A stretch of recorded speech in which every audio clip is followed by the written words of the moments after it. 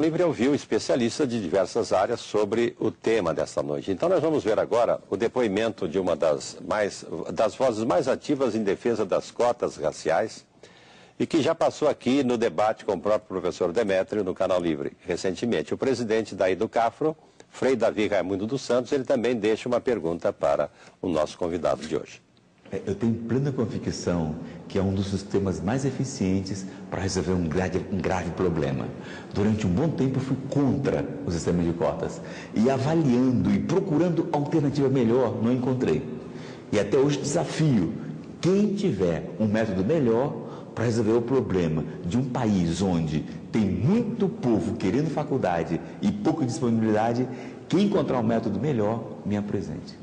Eu defendo uma cota mesclada, entre cotas para pobre, negros, indígenas e portadores de necessidades especiais. Para mim, e tem outra, no estado de São Paulo também defendo a cota para nordestinos. Porque se você vai na USP, você não encontra nordestino nos campos, estudando no campo universitário da USP, na medicina, na engenharia, no direito, você não encontra nordestinos. O aluno, quando entra no vestibular, o aluno cotista branco, negro e indígena, quando ele faz o vestibular, a nota dele, em média, é 30% abaixo da nota dos demais que tiveram dinheiro para pagar cursinho caro. Após um ano estando na faculdade, com o mesmo professor, com a mesma estrutura, com acesso à mesma biblioteca, mesmo laboratório, após um ano, o jovem cotista branco pobre, negro e indígena está tendo nota igual ou superior aos demais da classe média. Eu gostaria de perguntar ao escritor Demétrio Magnoli como é que ele explica o grande sucesso dos jovens negros, dos brancos pobres e dos indígenas em todas as universidades públicas, como a Unifesp, a Federal de São Carlos, o sucesso deles acadêmico, tirando notas excelentes. Como é que ele explica este fato? Vou começar respondendo pela pergunta dele, depois vou comentar alguma coisa do que ele disse. Em primeiro lugar, o que ele chama de fato não é fato. O que ele chama de fato está em discussão. Muitas universidades têm estatísticas diferentes e explicações diferentes para um fenômeno recente. O Frei Davi tem a mania de inventar estatísticas e de selecionar estatísticas segundo a sua conveniência. Eu não tenho essa mania, eu estou aguardando que os investigadores pensem melhor sobre esse assunto e recolham estatísticas sobre isso. Mas o mais importante não é isso. O mais importante é o seguinte, pessoas pobres de qualquer cor da pele não têm nenhum problema intelectual. Não tem nenhum problema intelectual. Cotas raciais não são um problema para a universidade, elas são um problema para o país. Não há nenhum problema para a universidade em você adotar sistemas de cotas. Os que vão entrar pelo sistema de cotas vão acompanhar os cursos na universidade, se tiverem bolsa, se tiverem condições de estudar, evidentemente. Esse não é o problema. O problema é o seguinte, e todos aqueles jovens que foram preteridos porque eles não tinham a cor certa na hora do exame universitário, eles não têm direitos? Eles não têm direitos iguais aos outros.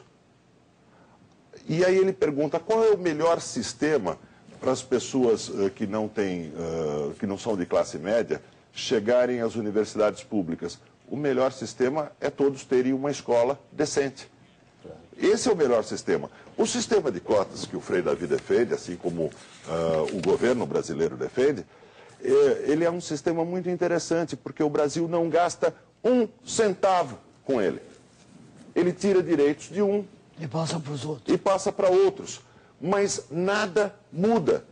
E, na verdade, ele beneficia não os pobres, como diz o Frei Davi. Quem que o sistema de cotas beneficia? O sistema de cotas beneficia a nata de renda dos grupos que foram definidos como grupos cotistas. Vou dar um exemplo. Na Universidade de Brasília, principal modelo do sistema de cotas, onde as cotas são exclusivamente raciais, um aluno da cor certa, ou seja, no caso definido, põe aspas aí, como negro, se ele for filho de um ministro do Supremo, Joaquim Barbosa, se a família dele tiver renda de 30 salários mínimos, ele vai precisar de menos pontos para passar na Universidade de Brasília do que um aluno da cor errada, definido como branco, de escola pública com renda familiar de 3 salários mínimos. As cotas, ele propôs cotas para nordestinos em São Paulo. O filho do Tasso Gereissati vai se beneficiar dessa cota. O filho do Ciro Gomes vai se beneficiar dessa cota, porque eles... O filho dos senhores de engenho... Claro, porque além de serem nordestinos, eles vão cursar as melhores escolas. Se ele me disser, mas só vale para escolas públicas, isso vai beneficiar os filhos de nordestinos ou de negros que estudaram nas escolas públicas do centro da cidade, as melhores, que além disso fizeram um cursinho enquanto cursavam essas escolas públicas, em detrimento de alunos pobres de todas as cores das escolas públicas arruinadas das periferias. Nós vivemos num país que agora vai investir na compra de 36 caças, um orçamento anual de educação. Eu não sei se já se fez essa comparação de preço. Os 36 caças custam um orçamento anual de educação. É de um cinismo a toda prova dizer que o Brasil não tem dinheiro para revolucionar o ensino público e dar aos jovens de todas as cores, porque existem pobres de todas as cores no Brasil, essa ideia de falar que os pobres são todos negros é uma ideia maluca.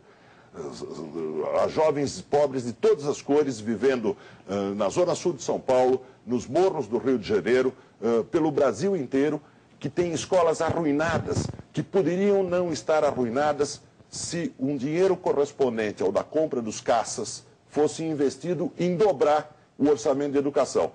Mas isso envolve mudar o orçamento. Isso envolve uma ação política estrutural.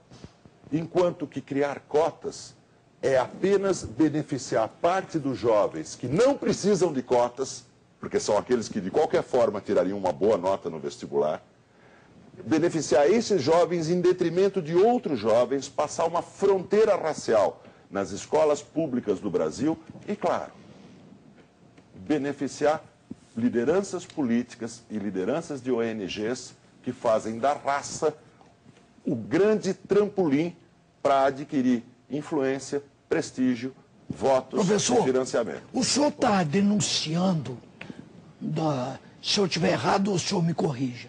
O senhor está denunciando que isso é uma atividade, uma atitude política do atual governo, voltada para buscar mais adeptos políticos em um determinado segmento da população, em sacrifício de um risco enorme, de um conflito que até hoje não se manifestou, mas pode vir a se manifestar? Veja, é isso? Eu também estou denunciando isso, mas mais do que isso, eu estou fazendo uma constatação sobre um perigo para as democracias de massas. E a Índia, que eu trato aqui no livro, é um grande exemplo desse perigo.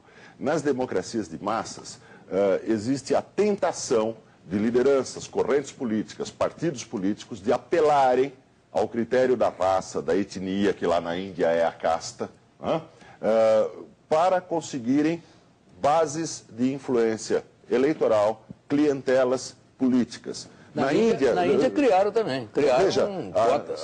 Não, a Índia é muito interessante porque na independência da Índia, em 1947, a Constituição e a legislação estabeleceram um programa de preferências para os antigos intocáveis, chamados Dalits, que eram menos do que 10% da população. Que eram